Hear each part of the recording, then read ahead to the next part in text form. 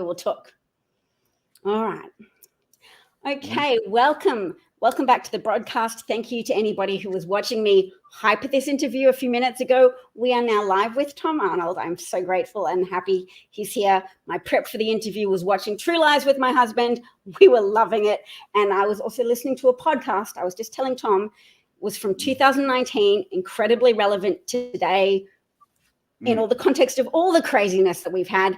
There were messages released from the Epstein files showing that Trump had called Epstein.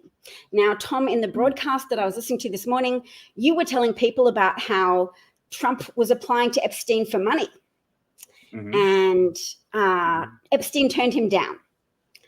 Right. And so now we know more from the trial in which Trump got his 34 felony convictions that he had to turn to Michael Cohen for money, and he was left. Yes. So tell me, I wanted to ask you today. That's why I did beg you to, not beg you, I asked you to talk to me and you agreed. I'm so pleased. Your role in Michael Cohen making that decision to flip on Trump, because you described a little bit to me about the process last time. Tell me more and how it feels for you now. Well, that was 6 years ago. Michael Cohen, I started working a little over 6 years ago. Boy, a lot has gone on since then, I'll tell you. So much, oh my God. In 2018, I went out to, I've tried to get, do everything I can to get the word out on Trump. He's president. He's not acting presidential. A lot of the people that I knew before he became president who said, okay, he'll act presidential. Well, obviously he's incapable of that. And so what I did is I tried to figure out who's close to him. I had a show on Vice called The Hunt for the Trump Tapes, and we were out in New York, and a very surprising amount of people close to Trump were willing to talk to me or reach out to me. So I just felt like, well, the guy is Michael Cohen. That's the guy I've got to run into, and he had not flipped yet. This was June of 2018, and so the hotel I stay at, it happens to be the hotel that he was living at. The FBI had just recently raided, and I'd had a relationship with Michael Cohen that was not good in 2016 when Trump had him hire an attorney for a guy from The Apprentice that I was calling out publicly. He was on The Apprentice and Miss Universe, and had told us come back home for Miss Universe, for instance, and 2013 in Moscow, and said, "You won't believe what Trump did." He tells us all this stuff. He said, he opened up his laptop. He talked to Vladimir Putin. He wanted to go see Vladimir Putin. And Vladimir Putin had said to him, "You should be president." And it really stroked Trump's ego. And then there was a few more things, but I started reaching out to all the people I knew that had worked with Trump on The Apprentice or people I know, and said, you got to come, you got to start talking about this. And there had been a tape that on TV shows or wherever, the crew will sometimes make it a tape of the host. It's something they share amongst each other. I'm sure there's tapes of me that are awful, where awful things are done and said. And then and so Christmas one year, my clip producer on my sports show was his brother was Trump's the executive producer of The Apprentice, and clip producers can put stuff together, man. And so they said, "Hey, this is our Christmas gift. It's a clip tape of Trump at his worst, And it wasn't just the N-word. It was looking at the camera, at the female camera operator, right into her lens and going, 'You're affable. You're just stalking people.' It was awful." But he wasn't running for president then. And so when he started running for president, I reached out to those guys like, "We got to put this tape out there." And they were nervous because they signed NDAs, non-disclosure agreements, but also they're nervous about the Trump fans hurting their families. Yes. And the guy from The Apprentice, Matt Van Wagenen, Mark Burnett, who I also reached out to and said, "You got to release that stuff about Trump." Yeah. He ended up signing the two brothers to a multi-million-dollar deal to do Survivor. So they'd been paid off. They're not going to do anything. And so, I continued to do whatever. and the guy that was Trump's body man from The Apprentice, and Keith Schiller? No, not Keith Schiller. This is the guy that worked for The Apprentice and Miss Universe that traveled with Trump. Keith Schiller, there's no way to ever get to him. You know, people tried, but he's very loyal. And he ended up getting paid off, and he gets paid by the Republican National Committee. But anyway, my buddy, I called about, and then he got nervous and went to Trump and said, Tom Arnold's harassing me. And then Michael Cohen called a lawyer here in Los Angeles to represent my friend. His name is Chuck LaBella. He still works for the RNC. And he called a guy named Keith Davidson to represent Chuck. Yeah. I've heard that name. That's the lawyer who represented both Stormy Daniels and Karen McDougal. Yeah, right. Which I pointed all of that out. I realized, but I wasn't going to stop doing it. So I've gotten to know Keith since, he's a pretty nice guy, but he was representing Stormy and Karen, but really not representing them. Like, he was working for Trump. Yeah. Like, them versus Trump, it's there's no ethics to what was happening. No, it was a way to undercut the complaints against Trump. Yeah, so you're supposed to have your lawyers that are working for you, and then the other. By the way, my daughter's 8. That's why I have these nails. I have the same color toenails. I'm literally. Oh my God, my toes. But you're supposed to have your own lawyer, and then the other side has a lawyer when you negotiate stuff. Like, Trump was negotiating with his own lawyer and letting them think, oh, this guy is representing me. So anyway, he's getting me the best deal, $130,000, because that's all that Michael Cohen can get on a second mortgage. Yeah. Well, here's the thing. I had many years ago, by the way, there's 2 things that disqualify me from being president. One is I get a porn with Trump, a softcore porn. We're both in it for Playboy back in the day. We're not naked, thank God, but there are naked people in it. And the second thing, he did my sports show and came on. He said, hey, listen, he was very nice. I can see why people that go, okay, I'm, like my ex-wife, Roseanne, when he called Rosie O'Donnell, who's a friend of ours and a comedian, a big fat pig. I said, you got to speak out about that. She's like, well, he never called me a big fat pig. I mean, that's the mentality of these people. So he did my sports show and he said, hey, listen, I got to do vodka or tequila or something. And we're going to have a party at the Playboy Mansion tonight. And why don't you come with me? And then I can introduce you to my new girlfriend. Okay. She's very attractive. Her name's Karen McDougal. So we went over there and, he'd done my show. I owed him. And he introduced me to Karen McDougal. Very nice person. Very beautiful. She was a kindergarten teacher and then was so beautiful she was attracted to become. Well, and then he goes, oh, Melania's here and my daughter. And they all posed in a picture together. I've seen that picture. I remember thinking, that's that guy. He doesn't care. He does not care.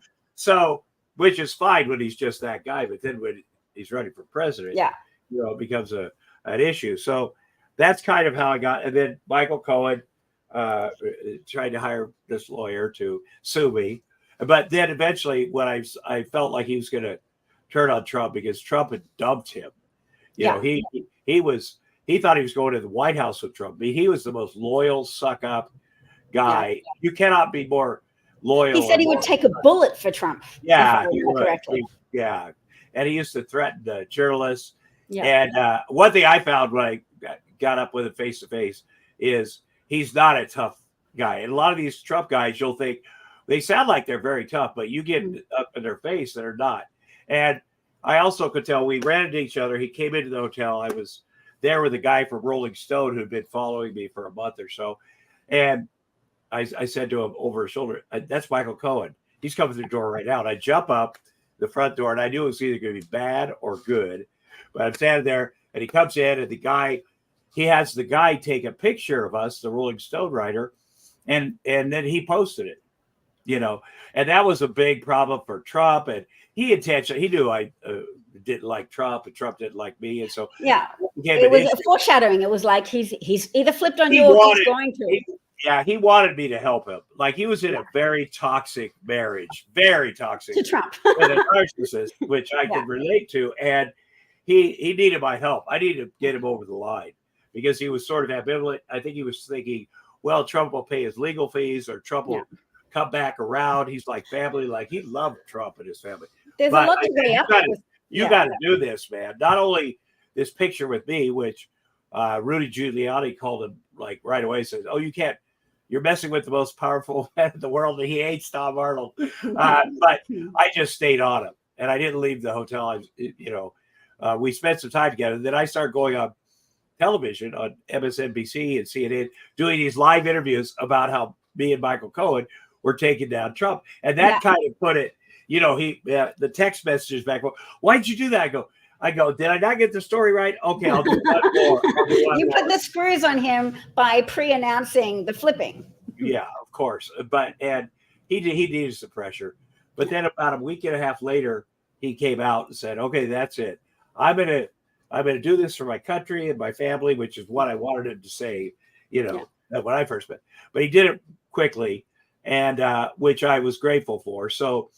Then he's the child of Holocaust survivors, isn't he? I know. He mentioned that. Like, I'm Jewish, you're Jewish. You know about fascism. Do the right thing. Yeah, that is the right thing. He's got a very nice family. I got to know I guess I'd known his wife before because of charity stuff. Very nice kids. And so he went all in. He got pled guilty, going to prison. Yeah. And then again the next year on a recording you can hear. I checked in with him and see what's up, and he couldn't say he was innocent because legally, since he signed the thing with the Justice Department that he was guilty, he could not say that. That may interfere with his.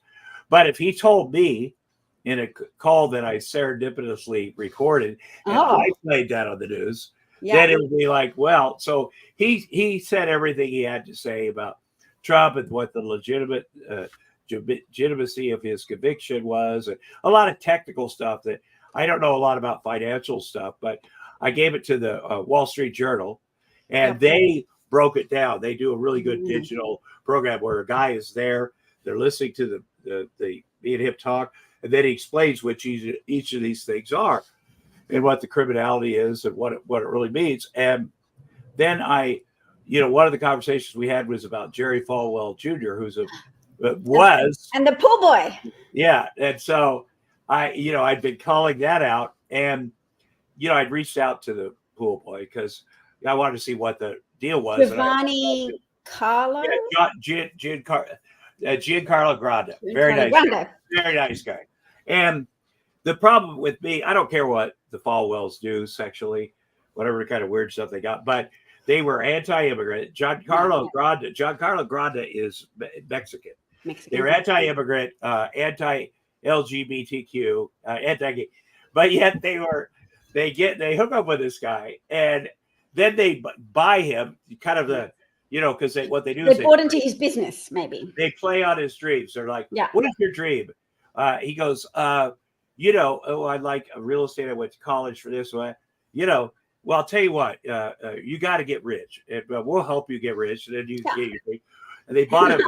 They bought him a youth hostel in Miami, a gay, full-on gay youth hostel. A gay youth hostel. Yeah, where there's signs on the wall that say "Don't jerk off" or what. And they were partners. They're still partners, as far as I know. And so they kept up maybe. Well, no, he really believed them. He really was into them. Yeah. He was a Trump person. He'd read Trump's book, and this is exciting stuff that they want to be with him. But he was sort of at their beck and call. And, he did all the research on those places. Like he legitimately thought, oh, I'm going to learn a lot from these people. They care about me. But at a certain point, he realized this is not a good relationship to be in with these folks. And he tried to get out of it. And Jerry called him and said, I have a tape of you and my wife having sex that I will show to your girlfriend if you do not keep meeting my wife. That, which is crazy.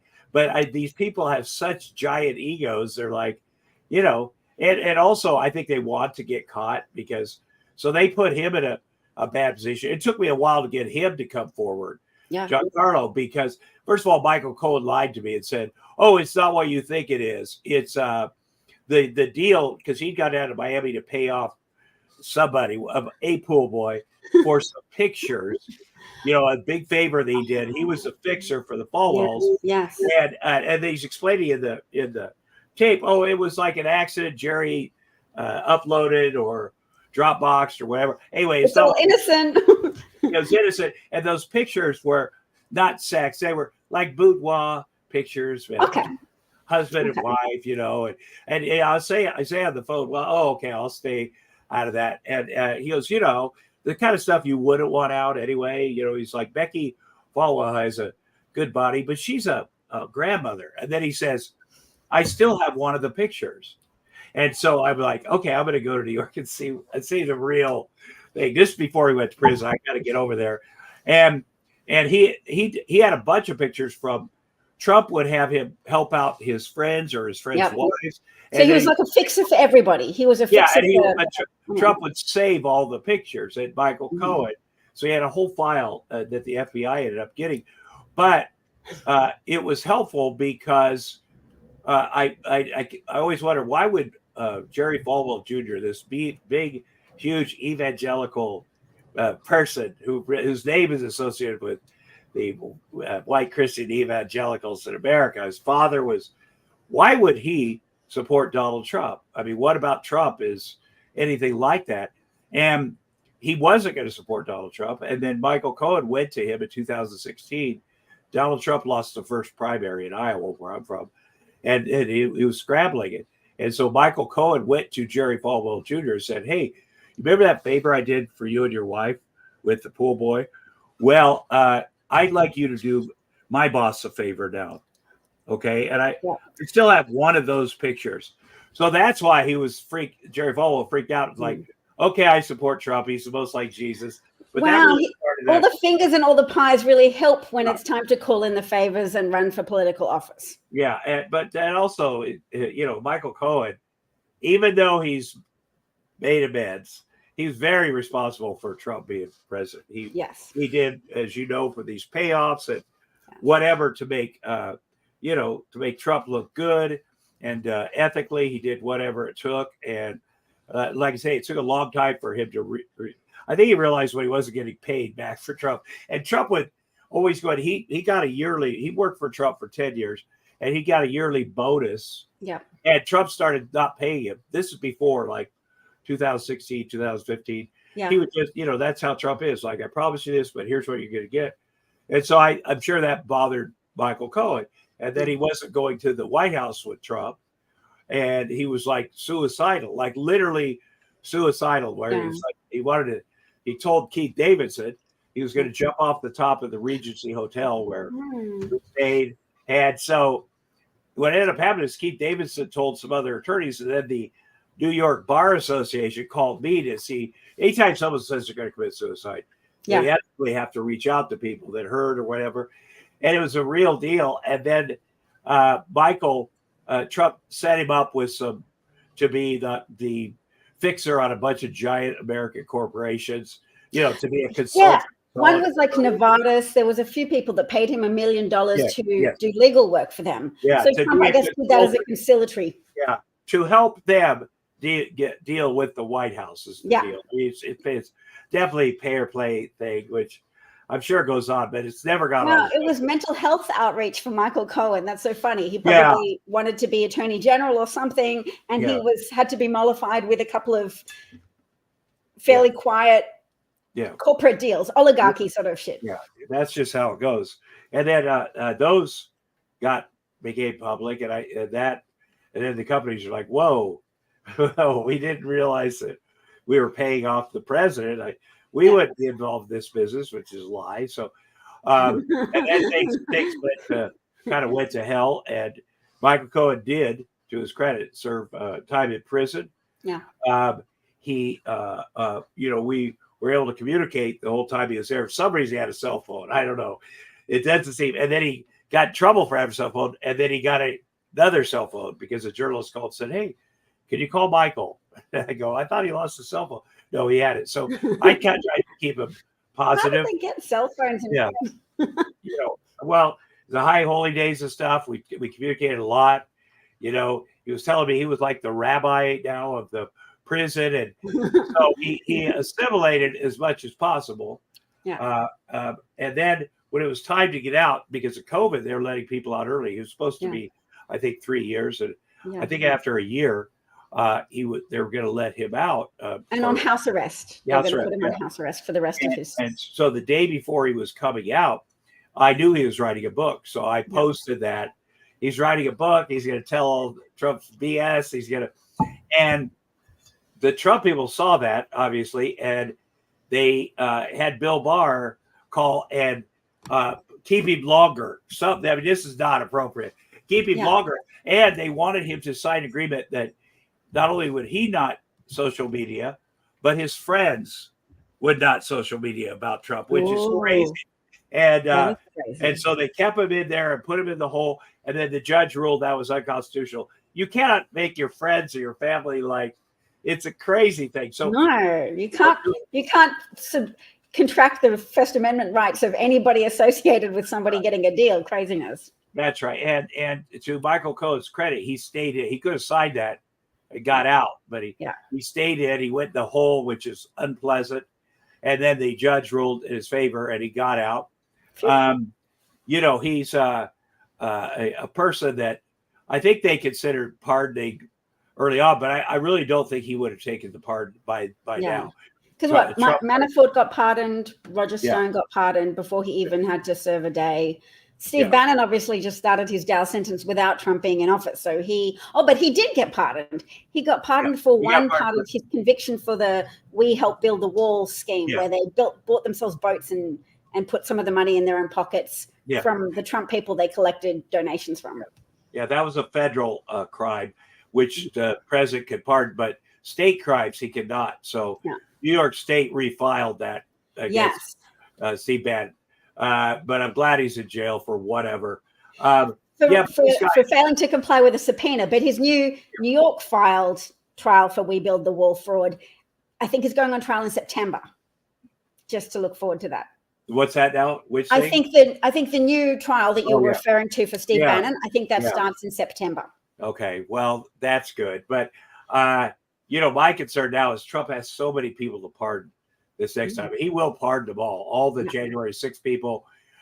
He'll pardon, he's not only going to fire everybody, but he's got a list of thousands of people he has to pardon, and has promised pardons to. So there's a lot riding on this election for us over here. Oh, so much, because not only will he pardon all of the violent people who were put in jail for their attacks on the Capitol, the Project 2025 is also going to massively increase the powers of the DOJ and disempower local prosecutors so that the people who get prosecuted will be the people who Trump chooses to make an example of. So and also his enablers and suck-ups, in the Congress and Senate, these people will just do whatever he says now. He's not even president. He's lost the presidency. He's lost the midterms. He's cost them. When Trump got elected, the Republicans had the Senate and the House and the presidency. They could have passed anything, but they did it. They passed tax breaks for the wealthy, but that was it. They couldn't figure out what to do.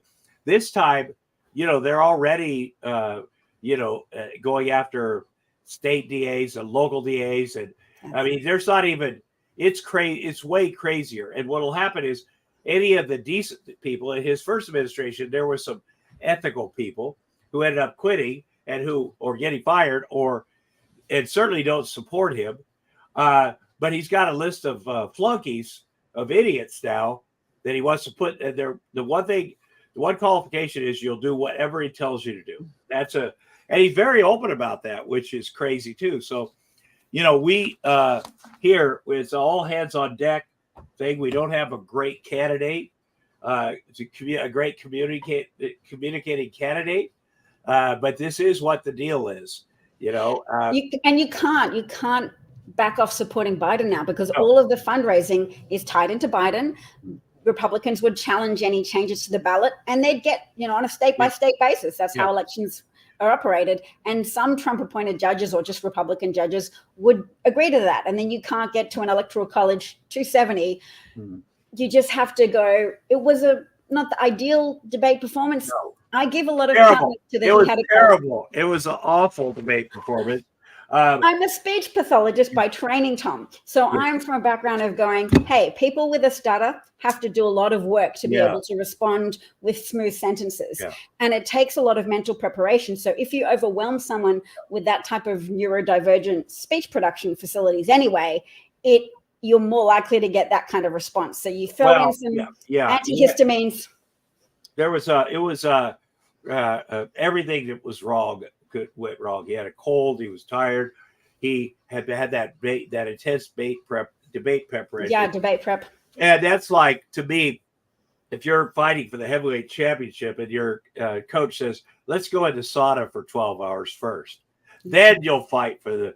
And that's kind of how it looked, for sure. Yeah. But and so his thing is not so much communicating what he's done. It's calling out Trump lies. Whoever, they have to be able to, because the moderators didn't do it. They didn't do it. It might have been part of the deal. I read someone at least make the assertion on Twitter that part of Trump's preconditions for agreeing to the debate was that there be no live fact checking from the moderators. So no live fact checking at all. And that's a great precondition for just overwhelming someone with uncontested lies, because it makes Biden have to bear all the burden of trying to hear what's said and then rebut it with truth, as well as defend his own policy positions. It's a lot. Right. And, Biden, if you're going to do these things, you got to start off strong. You can't, he was so weak in the beginning, and Trump seemed pretty on top of his stuff. If you watch the old debate or you get the transcript, you can see Trump went off an edge. And I mean, Trump was not, he first of all, he answered no questions. He had no plans. He just had big ideas. I'm going to fix the border. I'm going to do this. I'm going to do that. I'll end all the wars. I'll do all this stuff. The economy will be great. But he had no specifics, because it's classic fascism. I'll fix everything. And of course, I'm the only one who's identified the real problem, which is migrants ruining everything. And it's a whole worldview, not just even a series of lies. It's a whole fascist deluge of migrants are poisoning the blood of America. And you have to reply with you have to establish a whole different worldview in which migrants are actually the engine of American ingenuity and everything. I'm a migrant. I've moved here. Yeah. The far right in a lot of countries goes after the migrants. That's their thing. And but with Trump, I will say this, I've known him 40 years. He's authentic. He's not changed. He might have been saying more stuff now, but he's always been like that. It's the people around him that have changed. It's the people that used to be honorable senators and other folks that have molded themselves into being suck-ups for him. In fact, the people that have called him out the most in the past, in 2016 or whatever, the one guy that's sucking up really hard, this J.D. Vance, who's awful, to be his vice president, actually said publicly, I think he's a lot like Adolf Hitler. These guys. He is a lot like Adolf Hitler. Oh my God, his first wife said in the divorce deposition, Ivanka said he keeps a book of Hitler's collected speeches in his bedside table and looks at it often. And then his chief of staff, John Kelly, said he keeps talking about how much he admires Hitler and said, I admire how loyal the generals were. And John Kelly had to tell him, actually, some of his generals tried to kill him. There was a plot to assassinate Hitler. And Trump was like, so he admires Hitler. But he doesn't. Here's the thing. I know that book was there, Mein Kampf. It was there next to his bed. And I know he might have looked at it, but I honestly don't believe he's ever read a book. And I mean, like, ever. He's certainly never read the Bible or the Constitution, and, he just says, this is what, tell me something in this book. I'll say it. But if he really had to sit down and get interviewed about what he knows about the Constitution or the Bible or any of these other books, he couldn't. He's been busted. He can't explain anything that's in any of them, and they let him off the hook. These evangelicals who are a huge problem over here, they let him off the hook because what passage is your favorite passage in the Bible? And he says, too many to pick one. Yeah, he can't. They're all my favorites. They said, which one's your favorite? Like, these are legitimate reporters asking him legitimate. They're trying to bust him. He's like, just so many things. The Bible. Just love the Bible. Second favorite I agree with you that I think he hasn't read the Bible or the Constitution. No. There's nothing in it for him, and he's nothing if not incredibly transactional. Right. But I actually think the Hitler speeches, he would have dipped into it. I'm a bit of an ADH person myself, and I sometimes dip into books that I cannot like read from front to end. And I think he could have dabbled, because I recognize some of the rhetoric he uses. And Hitler published like a he newsletter. tried. Yeah, he certainly pulls up. And his people, I'm sure the people around him have read Hitler's speeches and are huge Hitler fans and are just pushing it because, you know, he's, you know, they give him bullet points. Here's what you're going to say. This is going to rile people up about the immigrant. But, you know, he'll say stuff like he did this week where he's like, the immigrants, the criminal immigrants are taking all the black jobs, which is that's how he thinks. Like they're taking the low, the lowest job, because that's what black people do. I mean, he said it, and then to hear his black supporters or potential vice presidents defend it, say what he really meant. No, that's what he really meant. He always has thought, and that's why he hated Obama. Like he thought it was so embarrassing we had a black president, because he would say to Michael Cohen, Mount Rushmore, how could you put a black guy on Mount Rushmore? Oh my God. That's so embarrassing. And he'd say, well, you know, I mean, he does think, well, they might be good boxers or basketball, but they don't have the faculties to run a country or even a business. And that's what he generally believes. It's not like he's ever learned anything different. Now, he'll have one or two black people around him because they think, oh, I'm the one that, you know, I'm the special one. Which, you know, same with Jews, and same with whatever. Yeah. But he really does not care. He doesn't care about the evangelicals either. He would say to Michael Cohen, they'd come up to Trump Tower because they wanted to show their support, and he'd say, "Don't let them touch me. These people are weirdos. Always want to touch me and hug me." Did you hear what he said about the evangelicals when he was asked, "What is your relationship with God?" And he said, well, the evangelicals love me. That's his relationship with God. I can milk the idea of God with evangelicals. Yes, sure. Yeah. But he has nothing to say about his relationship. He doesn't ask, not that I personally think you have to ask God for advice or pray for good things to happen to you. I don't know, but he's like, or make amends. He's like, I never asked anybody for forgiveness because I think it's weak. I would have to ask Dee for forgiveness if I didn't shout out to my friend who's a big fan of yours and wanted to say hi. So Dee says she loves you in True Lies and everything. Look, she said, keep sticking it to them, Tom. That's a live comment from Twitter from people who are watching. Oh, there's faces coming up here. I see names up here. And faces, that's cool. I got to figure out how this works. You know, well, there's not that many comments, but Dee is a friend of mine and she's watching live on Twitter. So this is live on YouTube and live on Twitter. Oh, look, is that a kiss emoji? She's laughing. I like her. Advocacy of nature lover. Yeah, well, she has a show called Advocacy Ring. Is she single? I'm single. I have 4 ex-wives, so I don't have any money. Do you have 4 ex-wives? Yeah. Roseanne? Last one? Okay, Roseanne, you don't have to. Roseanne was the first one. Yeah. And a lot of people are like, are you and Roseanne still friends? I'm like, if we could be friends, we'd be married. We've been divorced for over 30 years. And it's you know, I wish her the best. You know, then there was Julie and then Shelby and then Ashley. But I haven't gotten married in over 16 years. You know, people talk about being sober for years, but being sober for marriage has been a very good thing. I'm a single dad. My kids are 8 and 11 here, and I love it. And but man, I don't know what was up with me, because I'll tell you, you can have 3 ex-wives and still kind of go, those crazy women. But if you have 4 ex-wives, you go, oh shit, it's me. No, it's 100% me. I've got to figure out what my deal is. So, you know, but everything is good. You know, I love, I'm grateful when I wake up and the kids are here and we do our stuff. And I love being a dad. You know, they're interesting and fun, and it's work, but it's the best kind of work. And so my daughter the other day says, Daddy, how old will you be when I go to college? And I said, well, I guess I'll be 75. And she's like, I'm not going to college. And I'm like, that's my girl. I'm going to stay home with you and pat your fevered brow. That's sweet. Absolutely. They're good kids. I love it. I also have two kids as well, similar ages to yours. I've got a son and my daughter, so we had to make sure we watched a bit of True Lies when she wasn't in the room. So she was off playing Roblox, and I introduced my son to True Lies. Roblox. Oh, my God. Yeah. Let me tell you about Roblox. They say it's free, and the kids really got into it during COVID because they were homeschooled here. and I wanted them to, I check out what they do on their iPads, and I have the programs all set up to know how old the kids are, by the way. Yeah. And but I really like Roblox. I think it was starting to blow up, but you do have to give them Robux.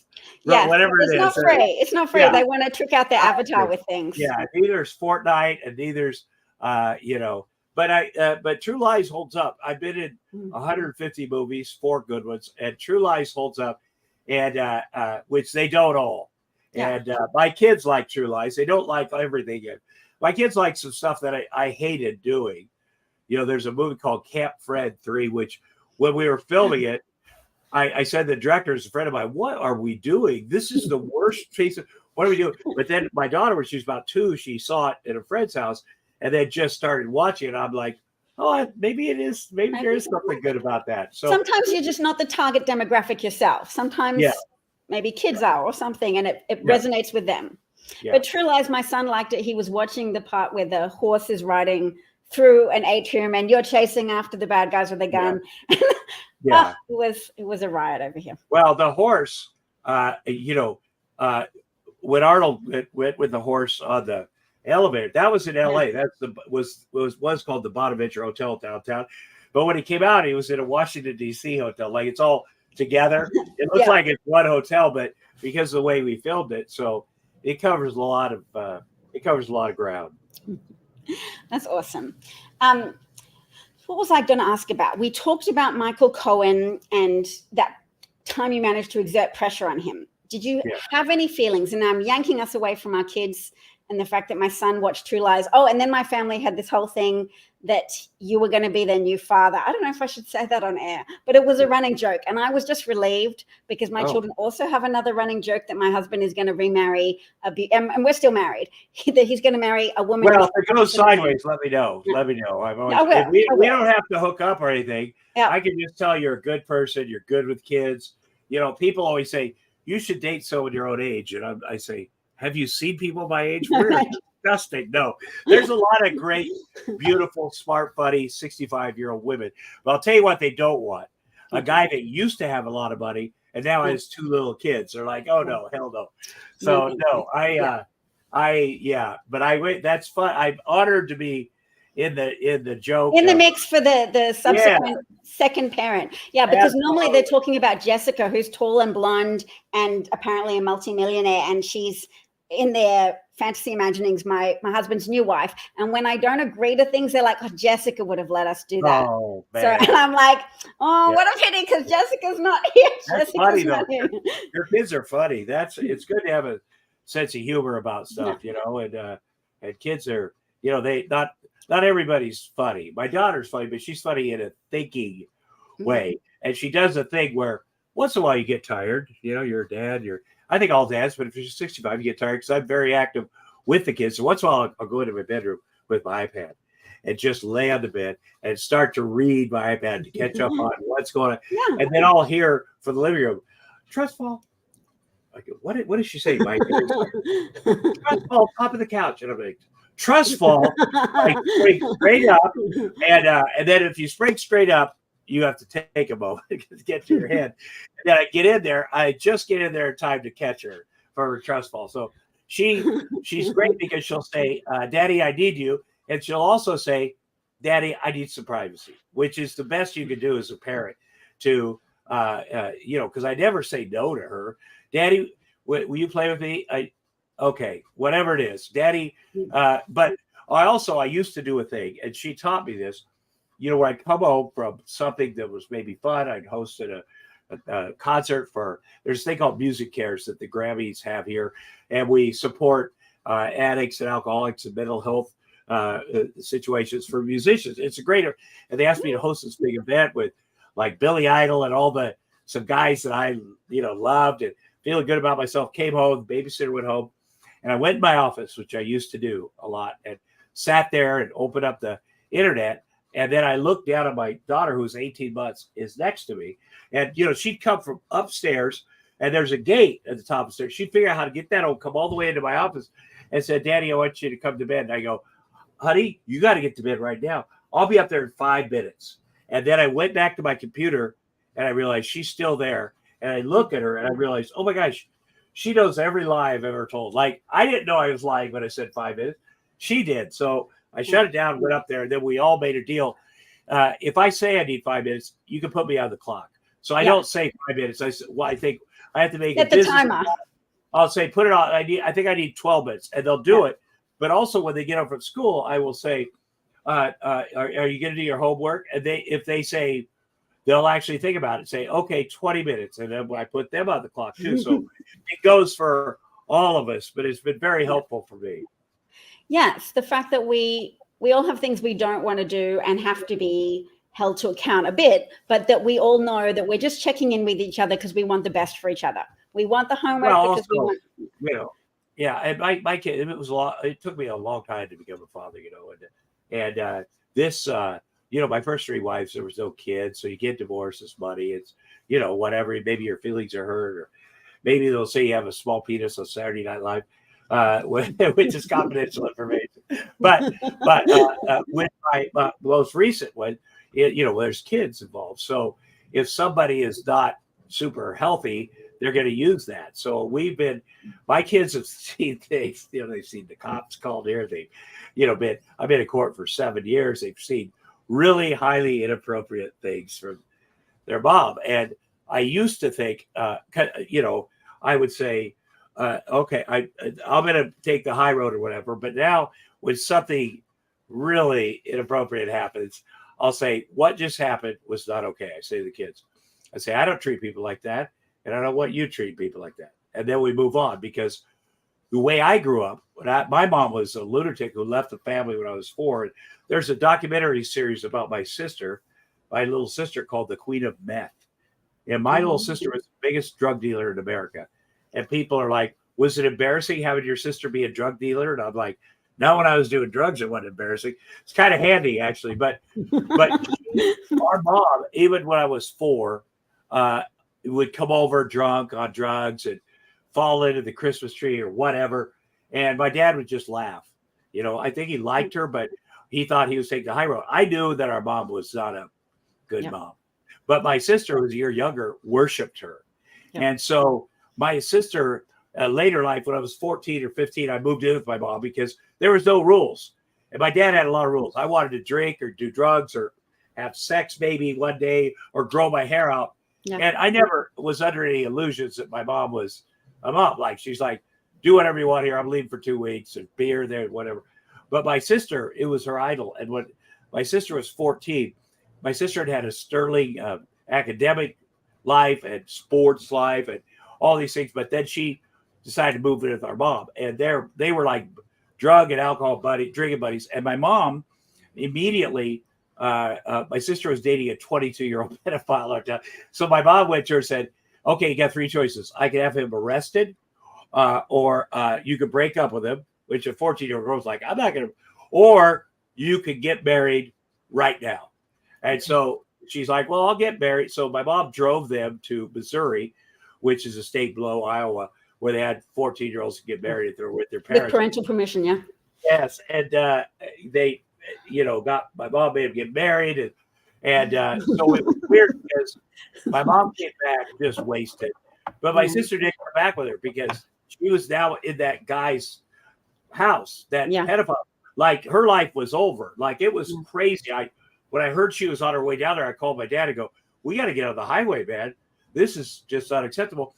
And my sister, her husband, the pedophile, beat her up on their wedding night. And I ended up going over and getting her.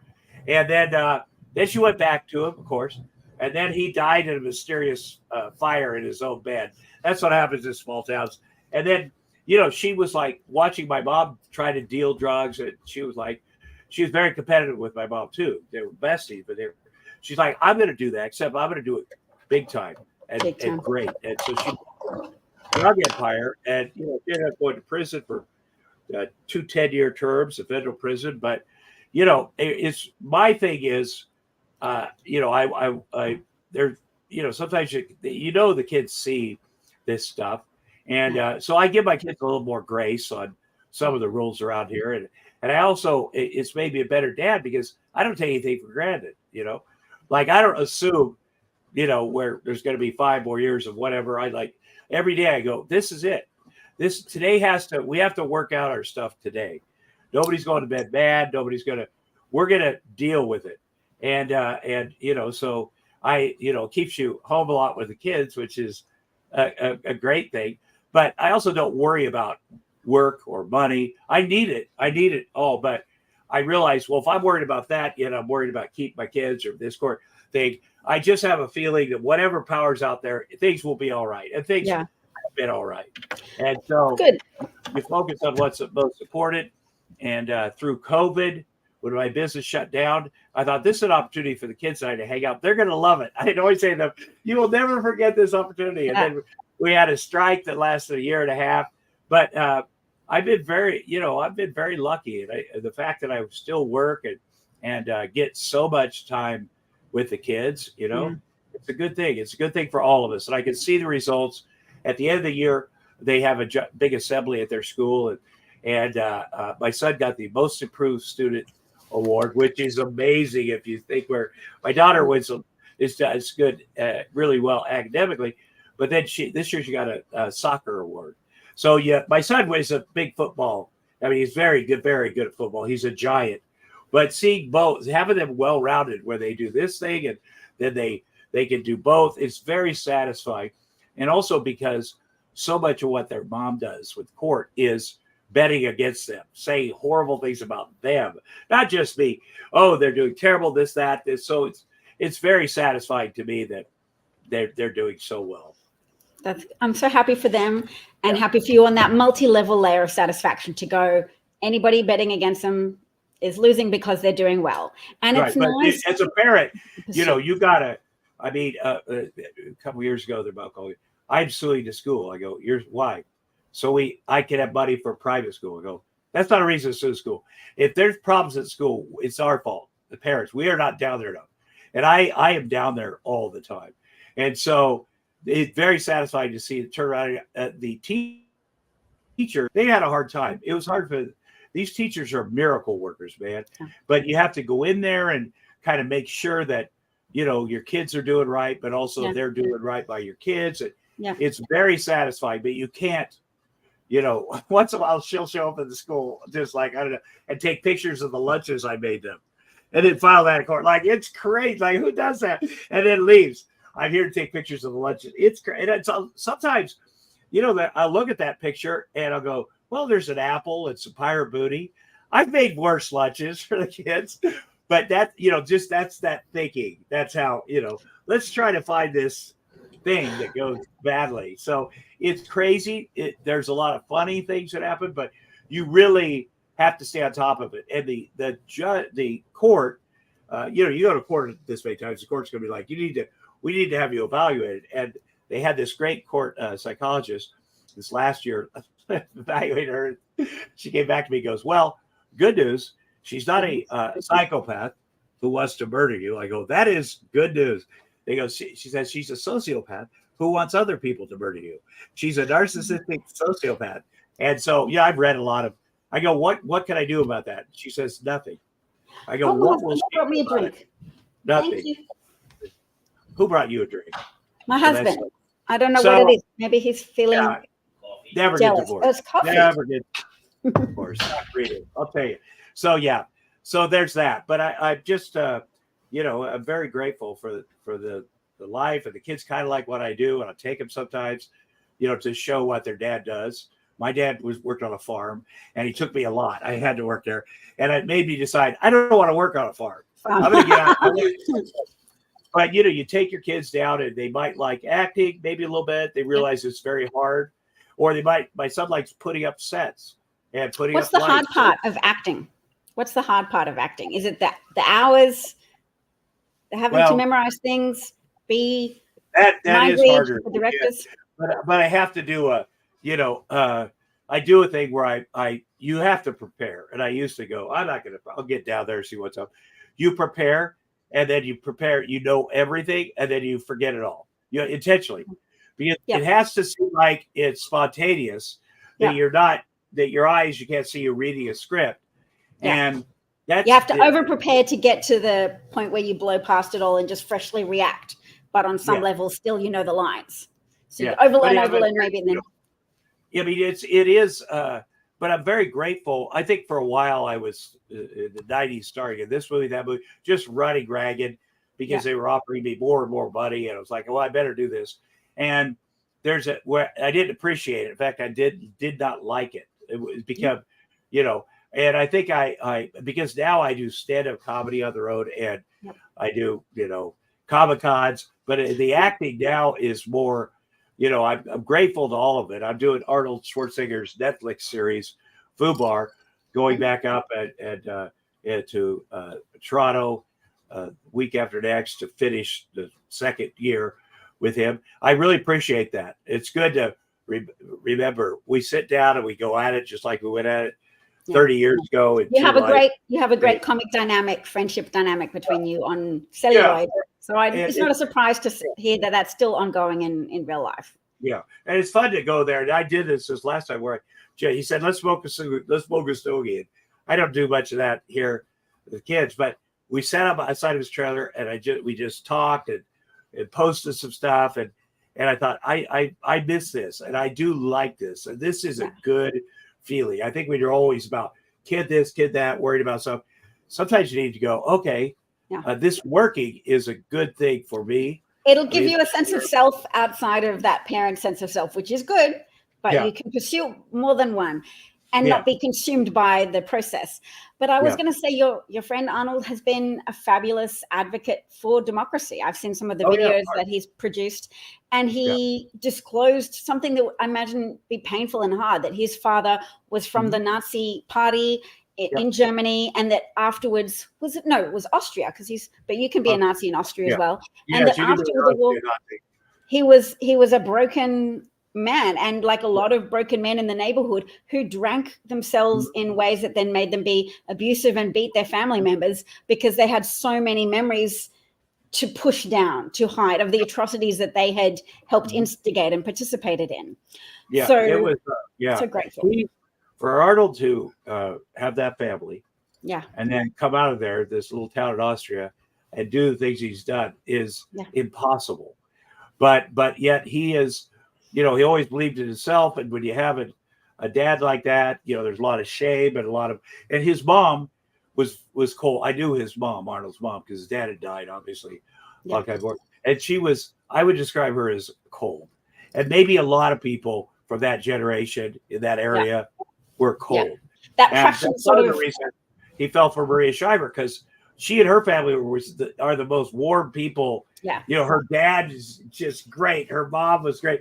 And I could see why he'd go, I like this. I like this whole thing. But Arnold is warm with his kids, and he's getting more sentimental as he gets older. Now he has grandkids, and he gives great advice about, being a parent, and he's a great friend, and I'm lucky to know him.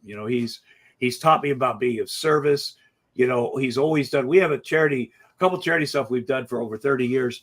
We give out 10,000 gifts every year down in South Central LA, and to Christmas, and they line up for a couple of days before, and it's just a great thing. And I'm grateful to be involved, and a couple other things that he has for after school programs that are very successful. But he's always done that, and he said that's as important as the other stuff, and which is true. I know it sure gives me self-esteem. So, he's a great role model. When I first started the Trump stuff, he's like, Tom, you're crazy. Why don't you talk about gerrymandering or issues, whatever?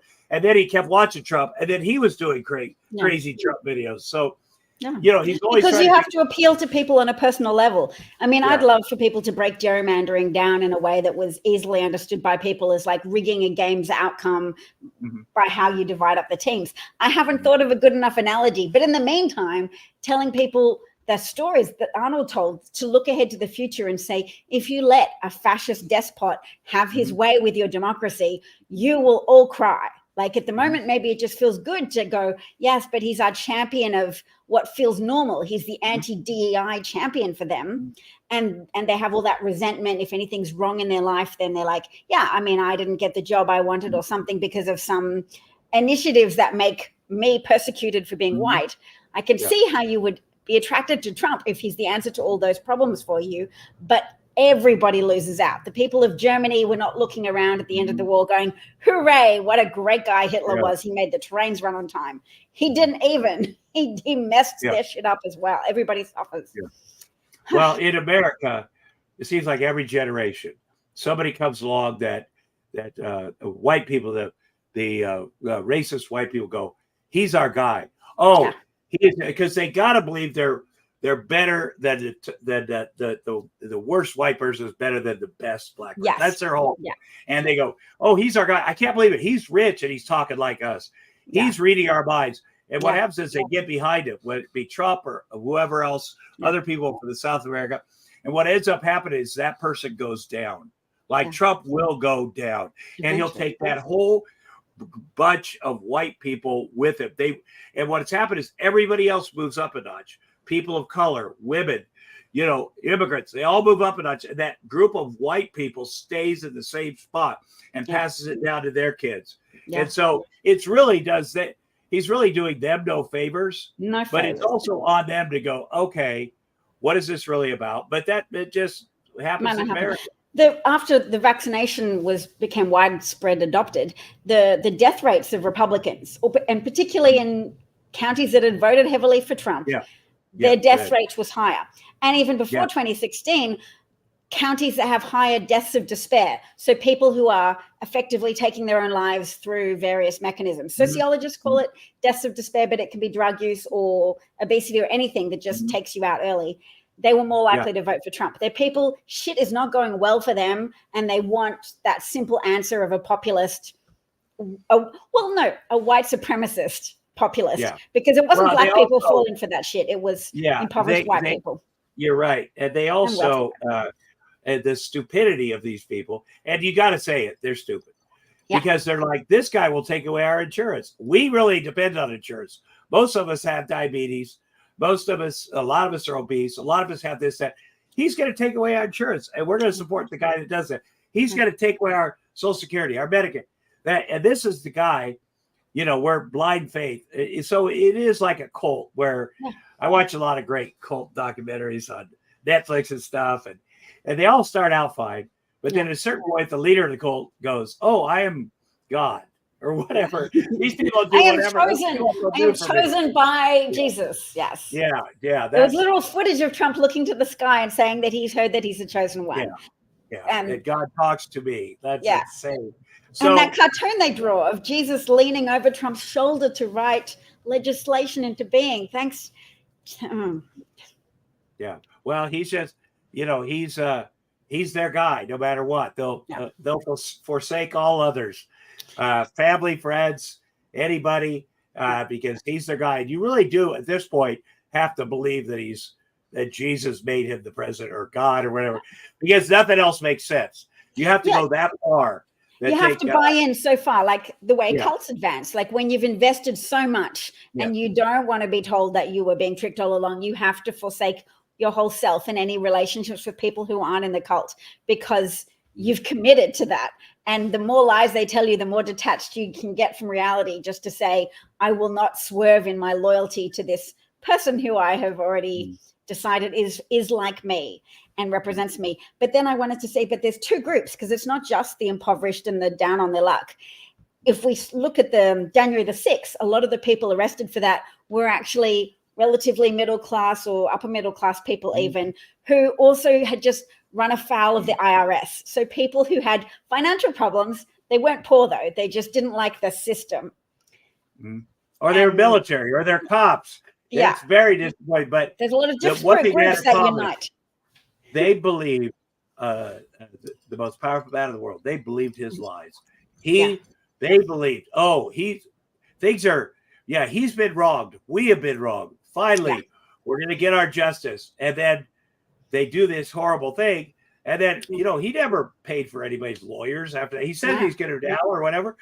But they did heinous things. They could have done more. I'm very grateful that they weren't able to take hostages. We were lucky. Kill Congress people, because that's what they wanted to do. A lot of they had zip ties, and they had they would have frozen.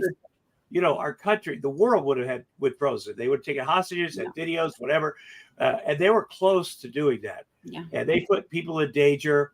Yep. and they took dumps in people's offices. I mean, these Yeah. are savages. Yeah, But, and one police officer, Officer Brian Sicknick, died of a stroke, but probably related to all of the things he'd inhaled from being pepper sprayed by combatants. And then there was the police that committed suicide before them. The trauma. But I don't know what it takes for these people who used to be like patriots. Then Trump sits in his TV room for 187 minutes and does nothing. Yes. The commander-in-chief is watching He was probably rubbing his hands with glee.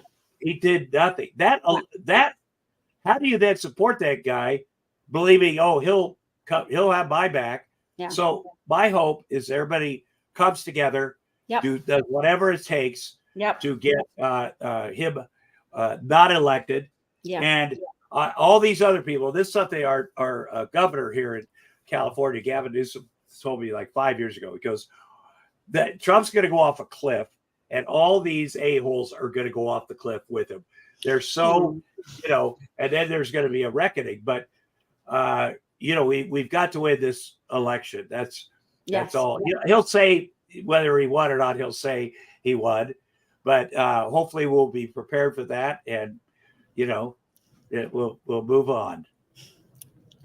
I think that's a beautiful note to end the interview on, because I can tell my friend Dee is saying that she's enjoyed it. We're using past tense, so it's like maybe we've used up people's time and attention, but we're winding it down by saying that we're all going to pull together and that we recognize that this is what the times call for. Every different generation has their moment to do something, and all of us, whether we're Gen X or boomers or millennials, etc., we who recognize the perils of fascism or oligarchy, whatever you have it, the perils of corrupt people inciting violence and trying to use influence in a bad way. There's not a ton of great documentaries. Australia, United States, there's some European countries, but not documentaries, democracies. And they are getting less and less. But we have to stand up for each other's, whether it be in Ukraine or wherever, that we have to put it on the line for each other. And everybody has to do it. Keeping a democracy requires each of us to step up. It doesn't just happen. And sometimes it's a lot of work. And everybody can do something. And I think that when everybody does something, that's a big, who knows what the thing is going to be that tips it. But everybody has to keep doing what they're doing. Speaking out, hard conversations, registering voters, checking your own voter registration in case Republicans have kicked you off the rolls. Check your voter registration, join voter registration drives, make calls. What else do we have to do? Talk. Yeah, everything. And get your. If you got old people in your family that don't want to vote because it's too complicated, you got to drive down there. Yes. But I think it's important to let people know what's really going on. A lot of rural Americans at first supported Trump because he's like, and now they realize, they would lose their hospitals, they'd lose their schools, they'd lose their health care. And so you just keep telling the truth. Trump has a lot of surrogates that are worse than him because they know better. So we just keep telling the truth, and then we'll see what happens in November. That's such an important thing. When you said schools, and I'm going to extend the interview just to say, I saw a headline that said that's a wedge for Republicans because they want to give out vouchers instead. And rural people have begun to realize when you divert all of the federal funding for schools into vouchers that you give to parents, people who have access to private schools, they get a discount on their private school bills. People who live far from a school and needed a public school to be close to them, those public schools will close. They're not getting the funding anymore. Some people will drift away to private schools and just travel further. You will lose access to free public education for your kids, and everybody in your rural areas will suffer because Republicans don't look after rural Americans as well as they look after the interests of their morbidly wealthy friends. Yeah, very true. Very true. And we have to, as Democrats, have to communicate better. To let people, we've lost some people in the Midwest, the working class, and we weren't paid good enough attention to them. Jobs went overseas. Biden's done a great job of bringing Amazing. He's done a great job with Infrastructure the Act. economy, everything. He said, reaching across the aisle. That's all he's ever done for 50 years. So we got to keep doing it. Well, great talking to you and your friends. And we'll see you soon. Knock on wood. Knock on wood, Tom. Thank you so much. My friend is saying that we have pumped her up for the fight for democracy. And we're practicing our communication skills. Yeah, D. And it says Nature Lover Advocacy Arena is her show. We are, because we have a Twitter space. D is the host of that. I go on there Mondays and people just talk. And even though we're talking in our own echo chamber of people who all agree that Trump is dangerous, that Republicans are often act in ways that are antithetical to good outcomes for families and people, we all agree that we're practicing our skills for telling other people. So we're getting our own talking points straight at a grassroots level so we can talk in a more informed way to family and friends without trying to badger them. Just plant the seed sometimes is all you should hope to do. You've always done a really good job. I think that's how I met you, from Twitter or something. You did some videos and I've reached out to you, and you've always done a really good job, and we appreciate it. So keep it up, you and your buddies. Keep it up, and we'll see what happens. We'll see what happens. Thank you, Tom. Have a wonderful evening. And actually, for you, it is 4:00. So have a wonderful 4:17. Yeah. It feels like evening. We go to bed early in this house. It feels like evening. But anyway, what time does the sun set? Oh, yeah, that's true. It'll be right there. All right. Well, have a good one. We'll see you soon. See you soon. Thank you. I click end the stream.